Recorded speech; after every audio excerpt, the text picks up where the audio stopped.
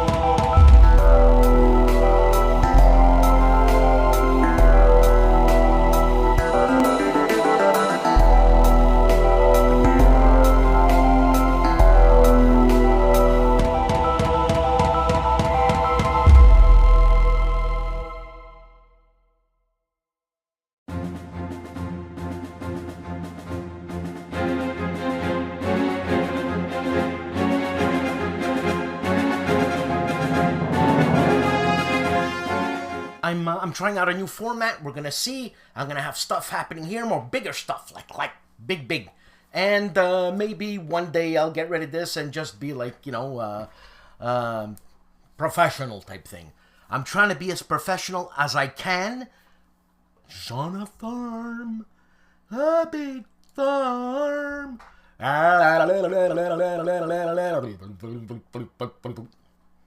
look, music is music.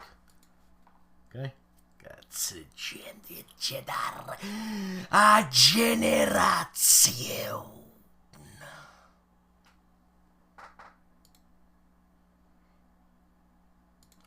I can't be serious. I can't. You know? I can't be serious. I know stuff. That's why I can't be serious.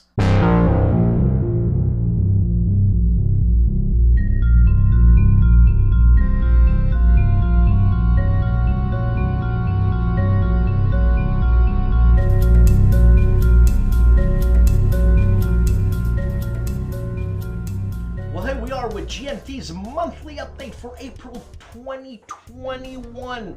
So, we'll start from the news from Gene, and basically this is a GMT thing. So, merchandise, swag, get your GMT swag, t-shirts, cups, caps, posters, and check out their survey on the website. There's a GMT Games merchandise survey, so they can help them to help you get better stuff at the GMT Games. If it was a commercial, that's the way I do it. So, there's new P500s happening here. Battle of White Plains Volume 10 and Mark Miklos' Battles of the American Revolution series.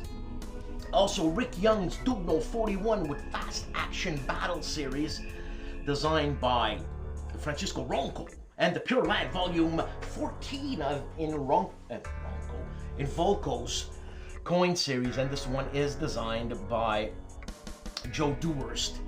Also, we have Combat Commander 5th Edition, seriously, and the Twilight Struggle A Million Edition, and the CDG card solo system by our amazing good friend STUKAJOE. And playtesters wanted, this is at GMT, so several of their design teams currently need extra testers. If you're interested in helping out, here we go. Dugno 41 from Francisco Ronco. Playtesters wanted for the new Fast Action Battle installment of Dugno 41. If you want to participate in that largest tank battle of World War II, enlist now. Note that Dugno 41 already has the TTS and FASO modules, so online play is easy. If you're interested, please contact Francisco via email, and you could get this on the GMT website. And in the section of what's new in April 2021, for God's sake. Also, playtesters needed for the Pure Land. Fred Serval is developing the game and invites interested testers to sign up. And there's a form. This is a coin game, and there's a form on the GMT website. Levian Campaign Series Volco is looking for playtester for the next volumes of levying campaign. This guy is he's going crazy with this levying campaign. What else is he gonna invent? So email vocal on the website, GMTs that is. Skies Above the Right, Gina Willis and Jerry are starting rounds of beta testing for Skies Above the Right. Give them a buzz, get in on the action, become famous. And here's a little GMT musical on their recent releases.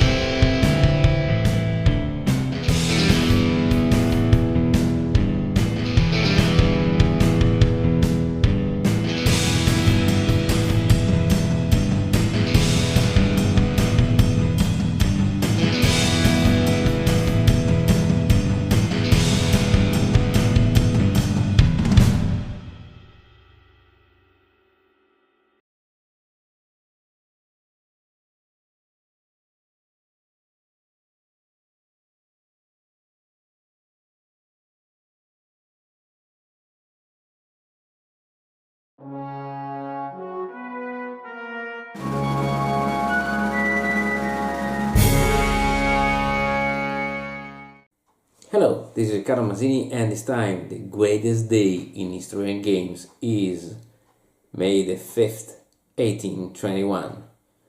The day when exactly 200 years ago, in a small island lost in the Atlantic Ocean, the man who would be emperor died, Napoleon Bonaparte. So much has been written about Napoleon's military genius, his keen political instinct, his sheer intellectual genius, and unwavering determination. But what about the man himself? His first years, his early career, his original aspirations. Exactly, who is this Napoleon Bonaparte? Napoleone di Bonaparte was born on August 15, 1769 in Ajaccio, Corsica, just 1 year after the Genoese Republic sold the island off to France. In his childhood, Napoleone spoke not a single word of French. He would learn the language only when he was 10, maintaining a very characteristic accent for all his life. However, he was fluent in Corsican and also in Italian. Second son of Carlo di Bonaparte and Letizia Ramolino, his family belonged to minor Corsican nobility, and having an uncle who was also a cardinal, the young Napoleone could obtain a good military education, opening up some interesting possibilities for the boy. He went on studying at the Royal Academy of Brienne. There he was frequently bullied by other students for his small stature, his provincial manners, and his strange accent. He was often called La Paillonnée, a straw up his nose, just to mock his word pronunciation. Solitary and introvert, he turned all his energies into studying history, geography, literature, and his great love, mathematics, absorbing the new Enlightenment ideals and dreaming of becoming a great scientist or engineer someday. His final essay at the École Militaire of Paris was examined and praised by renowned mathematician Pierre-Simon Laplace. Napoleone was the first Corsican to graduate from the major military academy of France. The revolution. Well, the revolution changed everything. After obtaining a brevet as artillery lieutenant, Napoleone came back to Corsica, where he found himself embroiled in the intricate struggle for independence of the island. A fervent believer in revolutionary ideals, he switched sides on the conflict and found himself opposed to the famous Corsican patriot Pasquale Paoli. For this, the Bonapartes had to flee from the island in 1793. This is when the young officer decided to change his name, becoming Napoleon Bonaparte. Shortly after, Bonaparte published a rousing revolutionary pamphlet, attracting the attention of Robespierre's brother, Augustin, and leading him to receiving the task of artillery commander in the siege of Toulon, in revolt against Paris and occupied by a British fleet. The Napoleon had his first test of battle, showing great military competence and an incredible charisma. Seeing his men refusing to take position in the battery exposed to enemy fire, he quickly affixed the poster saying, "The battery of the men without fear." The next day, the French gunners were arguing between themselves for the honor of being assigned there. Following his plan, Toulon was taken, and Bonaparte's star seemed to be ascendant. But shortly after, Robespierre's Jacobin government was taken down by the Thermidorian conservative reaction, and Napoleon found himself relegated to the Bureau of Topography, forgotten in Paris. There, he began thinking about leaving the army, and maybe Europe as well. The Ottoman Empire, or even better, the new United States of America, seemed to be a good life choice, full of possibilities for a brilliant and enterprising young military officer. But then, on October 5th, 1795, the Madrid government found itself in danger against a royalist insurrection. Thermidorian leader Paul Barras recalled the brave commander of Toulon, and Napoleon seized the opportunity. With the help of a young and brash cavalry officer, Joachim Murat, Napoleon quickly took hold of some cannons and ruthlessly fired on the advancing crowd. With a whiff of grape shot, the Thermidorian Convention was saved, and a new national military hero was born. The young Napoleon married Barras' mistress, Joséphine Beauharnais, and was made commander of the Army of Italy. And we all know what happened next, up until that fateful May the 5th, 1821, on the island of St. Helena. Now, how many games do we have about Napoleon's battles, military campaigns, political struggles, and diplomatic intrigues? More than we can count, actually. But how many games put you really inside that incredible period of history where a young and bright officer, as the kid coming from Corsica, Napoleone di Bonaparte, could really carve out his own road towards success and glory? Only one that I know, Legion of Honor. Turn after turn, you will be witness to the great historical events from the early days of the French Revolution to the final epic battle of Waterloo, or Mont Saint-Jean, if you have become influential enough to change history itself. You will be a military officer, posted in the various operational theaters of all the Napoleonic Wars, fighting battles, dodging political intrigues, making an economic fortune, getting yourself known to Napoleon himself, climbing from the ranks up to Marshal of France, and maybe even getting the famous Legion of Honor for your heroic deeds. But you will also have to choose your personal path, increasing your social status through a good marriage, and having a mistress or two if you have money enough, surviving duels of honor, rescuing comrades in arms from danger and captivity, living all the adventures that you can think of. Legion of Honor is a game full of historical value, but also a great storytelling tool to create your own narrations in the Napoleonic era. A game truly belonging in any Grognard's collection. Now, let me say a last thing at the end of this episode. I really thank you all for the kind words of appreciations you have written here in the comments or privately sent to me. May the 5th is also another anniversary, very special to me. It's my own 44th birthday, and it's almost a year since I began this great project following a proposal by our great common friend, Dan Pancaldi. It's been a honor and a pleasure for me doing these videos, and I look forward to do all the others still waiting in the future. Thank you, really thank you. And so, once again, that's it for this time. See you on the next battlefields. Ciao!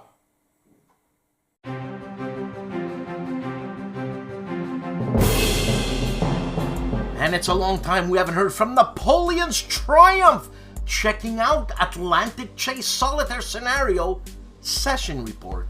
And he gives you his Atlantic Chase is Awesome review in a segment by itself. Dad vs. Son continues Fortress Europa. Many playthroughs. Turn 8, ladies and gentlemen. KilRoyWasHere is batting it out of the park with Picket Duty. Kamikaze attack against US destroyers. Also, he's unbagging magazine from Flying Pig Games and Tiny Battle Publishing. The game is Lion of Malaya and La Bataille de Hanau from Legion War Games, and unboxing and checking out Revolution's game, The Battle of Arakour 1944, Patton's Vanguard, and from GMT off-the-shelf Kilroy goes Errata. Wars of the World has 3 fiercest fighters of the American Civil War. The Ontarian Gilbert Collins gives us his first impressions of Fort Fetterman, Wyoming. Also, he's on the battlefield of Rich Mountain. Experimental video and why the great campaigns of the Civil War is the best Civil War series in his opinion. ID Jester is deep into his sports, but in one episode of his weekly play is the War Room with Mo and the Rough Gamer. Joel Toppin looks at bayonets and tomahawks and Atlantic Chase, a first look. Summer of 1863, early on July 1st, in the surroundings of the small town of Gettysburg, the largest battle fought in the American Civil War begins to unfold. A battle that will determine the fate of the nation. A Most Fearful Sacrifice is an epic 2-player war game allowing players to depict the fighting that occurred during all 3 days of this decisive clash. The Black Swan ACW operating system is specifically designed to handle the larger scale battle and provide a challenging, constantly developing battle situation. A Most Fearful Sacrifice, The 3 Days of Gettysburg, a game designed by Herman Luttman, published by Mark H. Walker. A Flying Pig game.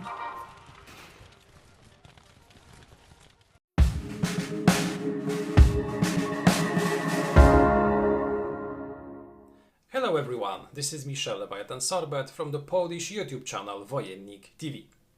As always, here is my weekly roundup of the content that I published on my channel during the last week. On Sunday I published a review of a book published in Poland under the name of Niewyjaśnione fakty II wojny światowej. Translated into English, that would be the Unsolved Facts of the Second World War. A book which was, in theory, meant to give us answers to some mysteries, to some unsolved cases of World War II.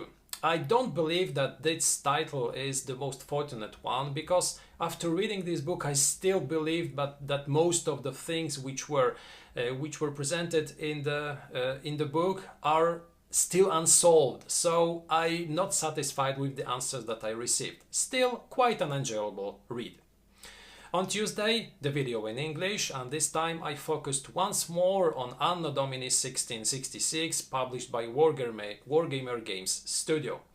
During this video, I decided to present 10 reasons why we all should try to play Anno Domini 1666. So, from my own perspective, I gave you a list of all the things that you might maybe enjoy in this system. On Wednesday, the unboxing in Polish, and this was the unboxing of The Boss, a game published initially in 2010 by BlackRock Games. I have already spoken about it during one of my previous roundups, but this time I presented the Polish unboxing, and a review will soon follow. Finally, on Friday, the Polish review, and this was the review of ORP Orzeł, or if you prefer, ORP Eagle. The game is focused about the escape of the Polish submarine ORP Orzeł from internment in Tallinn, Estonia during the initial stages of World War II.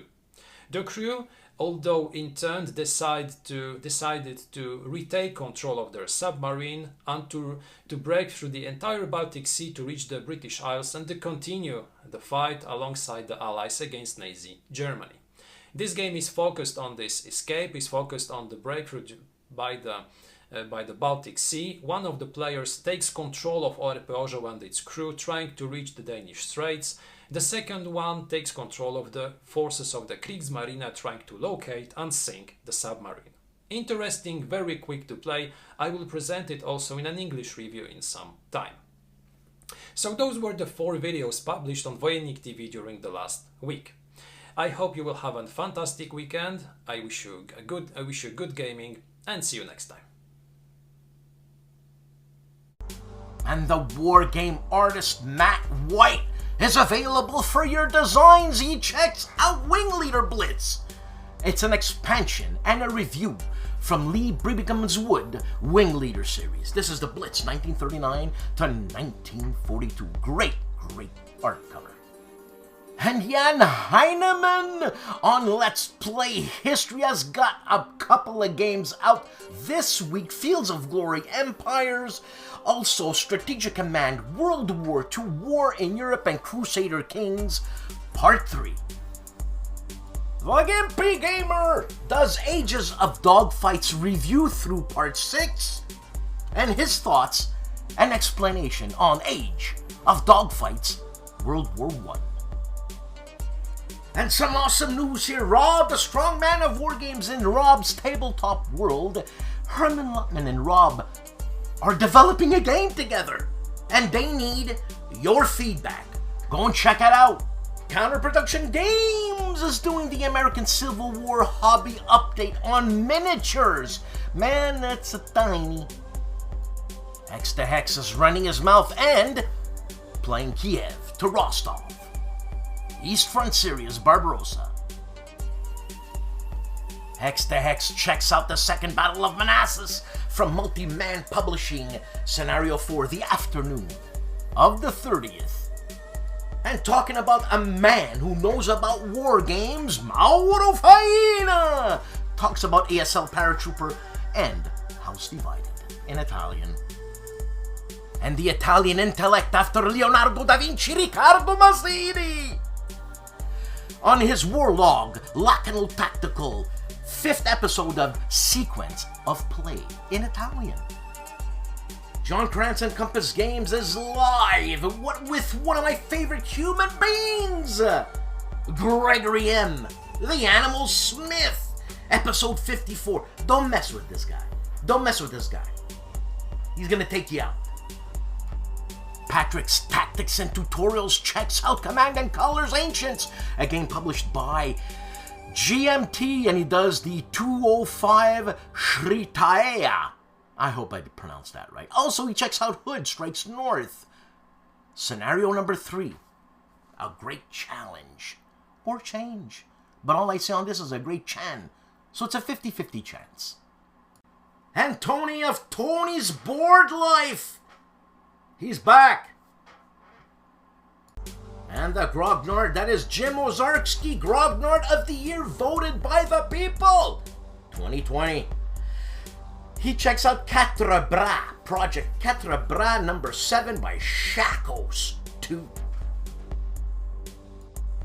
Wayne Hansen gives us an overview of Let's Play Dawn of Battle, a game published by Mike Nagel, I should say designed by Mike Nagel, published by Worthington Publishing, and he does the Battle of Crocusfield 353 BC as a specific video.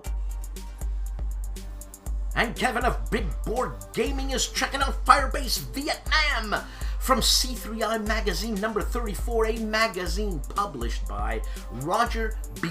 McGowan. Wardy Robe plays live Rostov 41, end of a game. This is a MMP SCS game. Figure it out.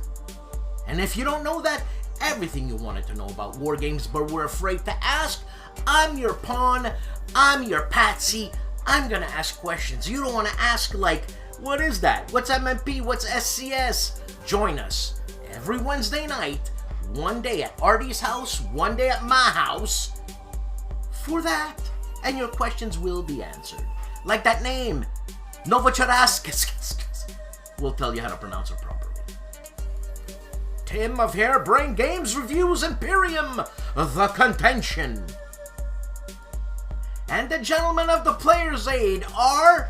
I don't know what the hell Alexander's doing with that shirt, but I think Grant is ready to slog him one right across the bazangi. Bloody hell. Oh, look at what you're wearing. What's the matter with you, guy? English fashion. Anyways, the Player's Aid are giving you their tips. A non-top 10 list discussion. Non-war games. So... Castle Archon is doing a scenario report on Dimension Demons. Rough Swordsman Wargamer opens the box on Lock and Load's publishing Heroes of North Africa, and the face that you see there is that name that I keep changing all the time, but extending that is, it's called Shrinkage. And it's Charles Cabell. Charles Cab, that's the guy. Plus, if you're colorblind, you wouldn't want to play this game. Tips and tricks he uses to play D-Day at Peleliu.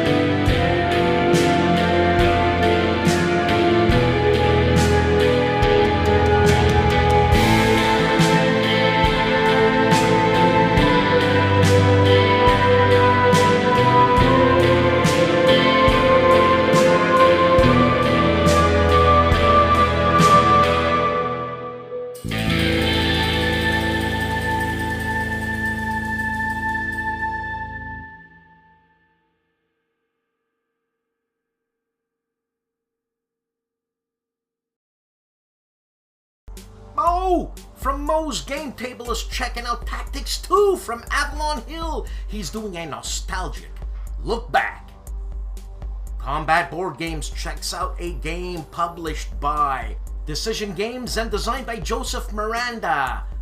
Combat Board Games is unbagging Merrill's Marauders. Marco Arnaudo checks out The Attrition of Souls, World War I strategic scale game. This is a review of a game published by Compass Games.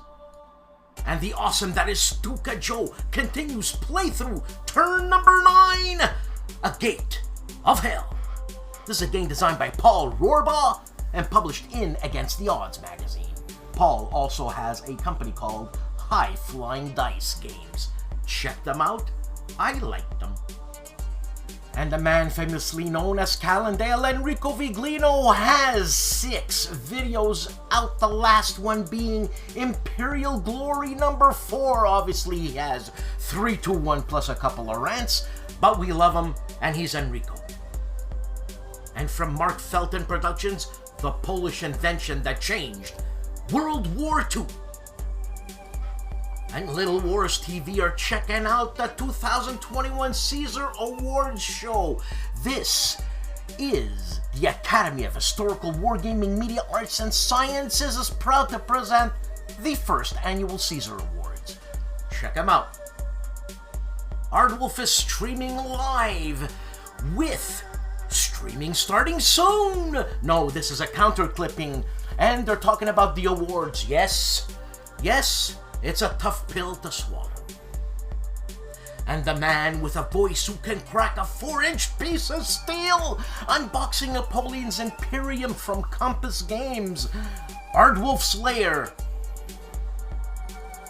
Have you ever wanted to play Down in Flames series? I have, and so did Fred. So Fred is giving you a Wild Blue Yonder live rules teach and play a game, designed originally, if I'm not mistaken, by Dan Burson, now published by GMT. 3-Minute Board Game is checking out the Art of Red Dust Rebellion Part 1. This is his game. It's a coin game, and you know what? I'm incredibly interested, so I P500 it.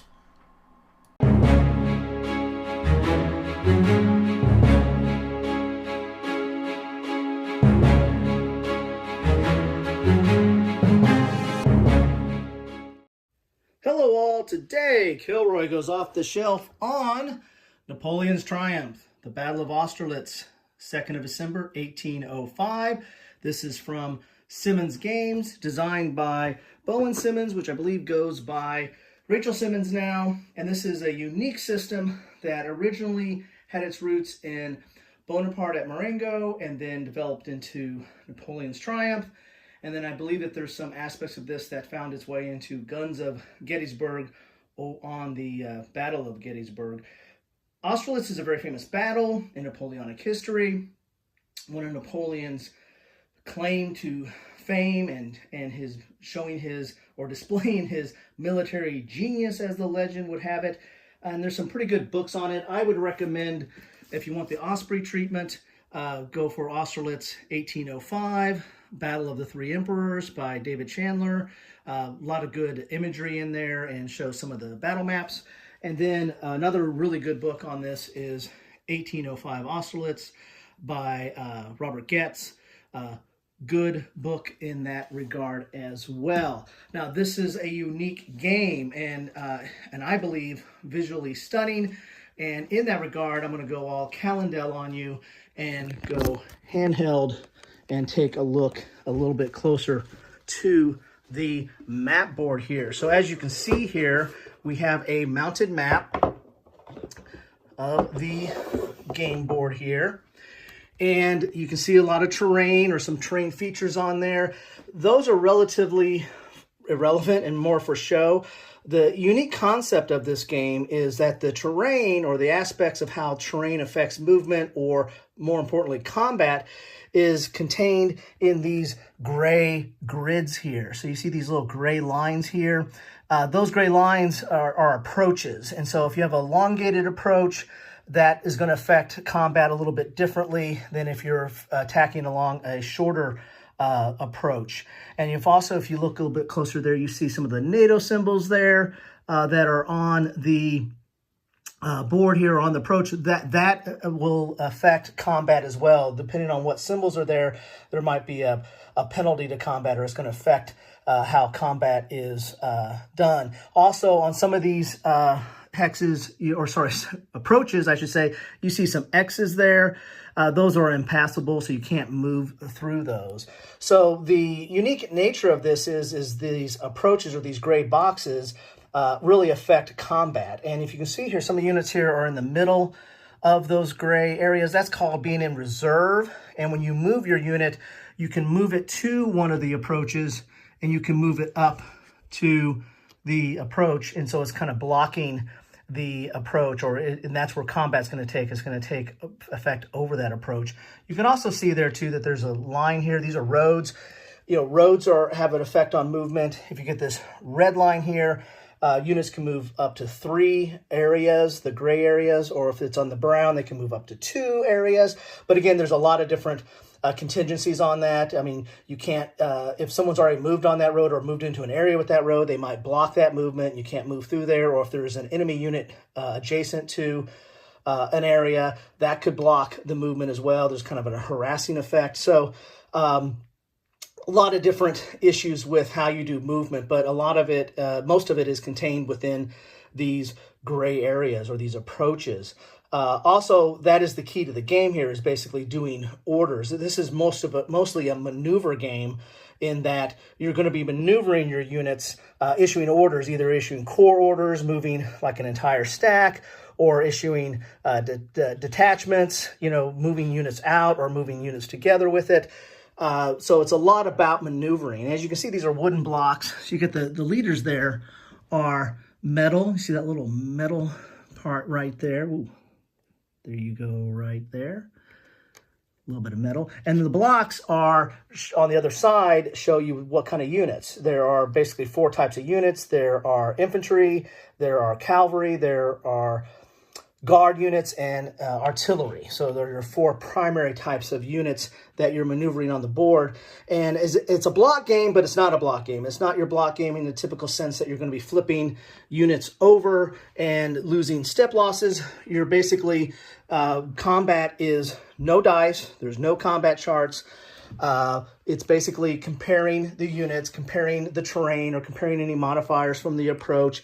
The type of units and the type of attack makes a difference. And then if there's a retreat, you're probably going to lose units, but the combat basically determines how many blocks you lose. And that's how many, not how many symbols on the blocks, but how many actual blocks you lose from that combat. And the surest way to win is have a morale loss. So when you lose units, you have a morale go down, and the game starts with the Allies at 27 and the French at 23.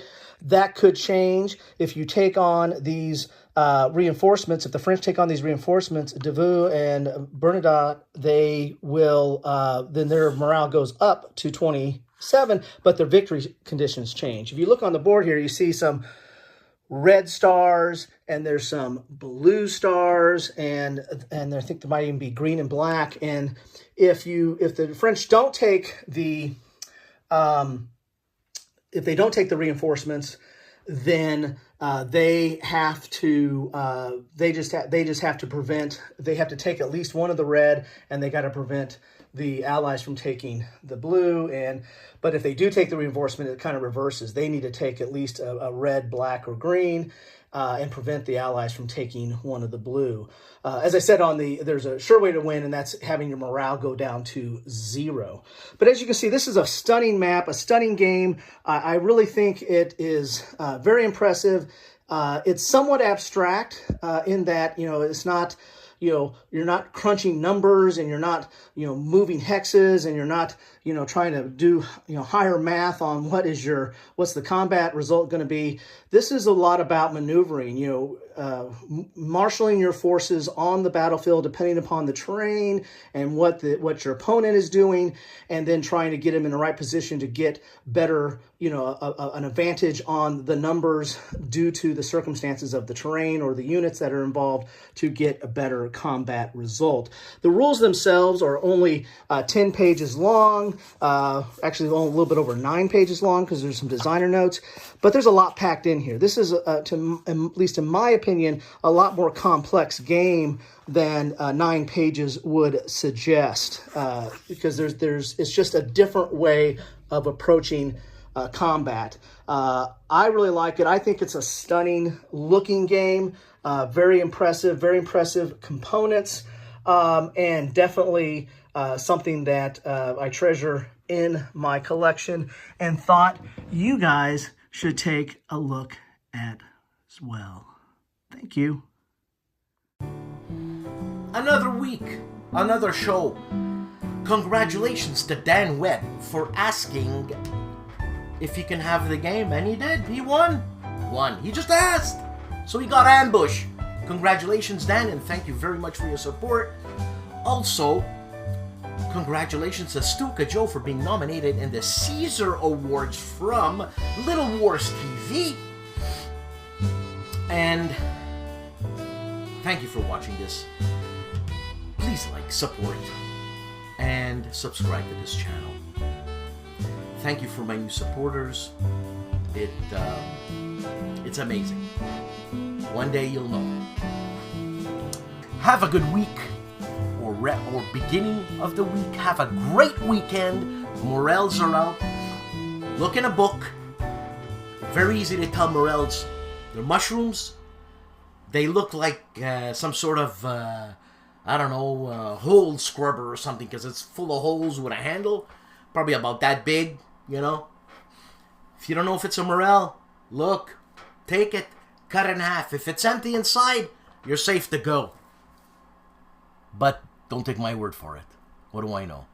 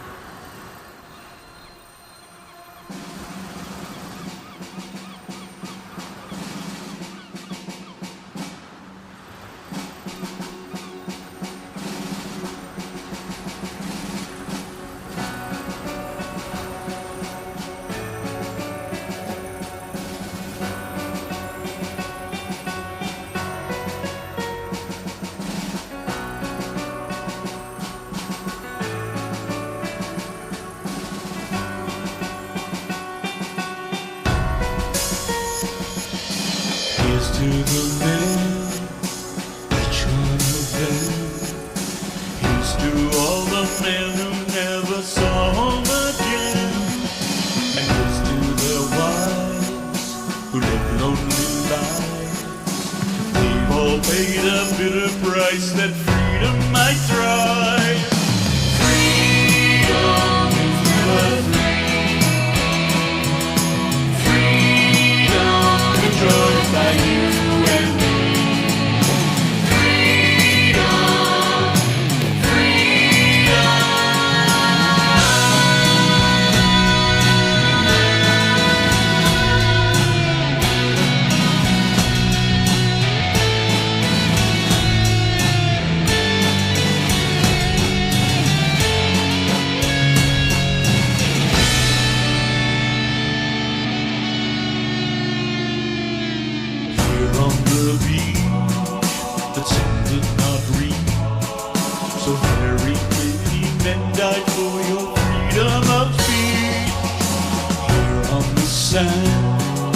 Of this sacred land, perhaps you can imagine imagine, but do you understand?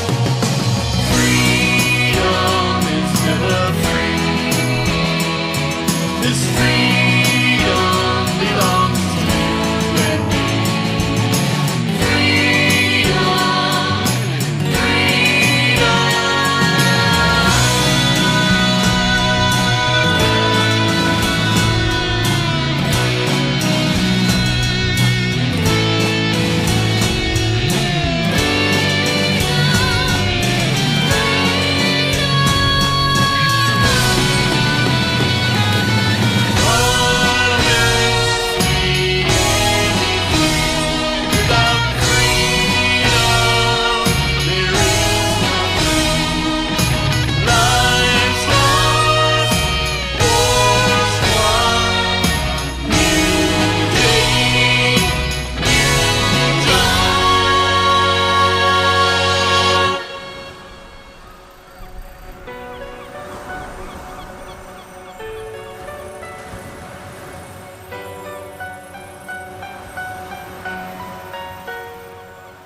Recalling that day, the men went away.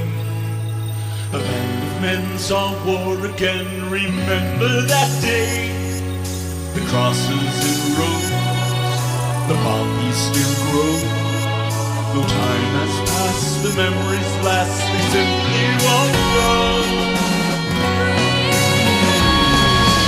Freedom is never free.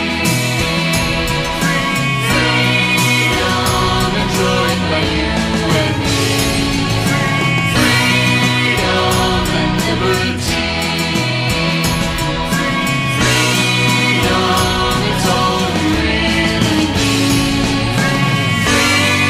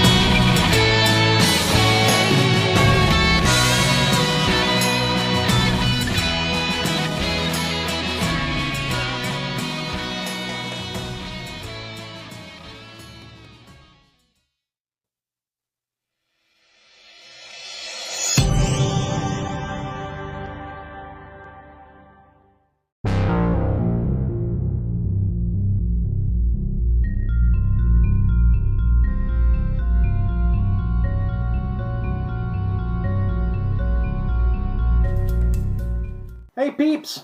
Alright, so why do I have Ambush out? Well, that's because Dan Webb asked me on the comments, and you could check it out. Hey, I'd like to have Ambush. He's a supporter. I gave it to him. That's all. All he had to do was ask. Me in my life, I ask her stuff. I tell you, it's a 50-50. It's a 50-50 shot. Huh? Say 50-50. You look how stupid you are when you're 50-50. Anyways, Dan, I am boxing this up right now, just before I'm going to do my, whatchamacallit, my collector's corner. Hold on a second. And then, you know, man, life is easy. We make it so hard. God, we're stupid. But anyways, here, I'm wrapping it up. Nice, Dan. Yes, I'm going to wrap it up over here too, so no worries. Huh? I got my Easy Tear tape. Easy Tear. Put one of these. Huh? Sit it tight. Okay. Easy Tear. Huh? That's something. Okay, so I'm just wasting time here. Okay, that's going to fit in the box. And we'll continue this in private, right? Riveting. It's riveting. One moment, please. All right, so this is an old Avalon Hill game. Yes, Mauro Faina taught me how to, well, taught me. I saw him put his games in plastic Ziploc bags, and I think that's a great thing, right? Because scratchy, whatever. I'm trying to keep this collection as minty as possible. I will photograph everything, and I will be putting it up, so I'll have some sort of like No Enemies Here museum. Same thing like BGG, but it's on No Enemies Here. You know what I'm saying? You know, some people don't want to go on BGG. Well, what do you want me to tell you? All right. And since I've started this collecting business, I'm learning about new games. I never heard about this game, Alpha Omega. This is an old Avalon Hill game. It says Game of Tactical Combat in Space. I love the cover, man. This is what I'm about. This is my era. I just love stuff like this, okay? So, voila. I bought this on the second-hand market. I think I paid, what, 30, 40 bucks? Huh? It's okay. You know, you want it, you buy it. If it makes you happy, how can it be that bad? Huh? Sheryl Crow.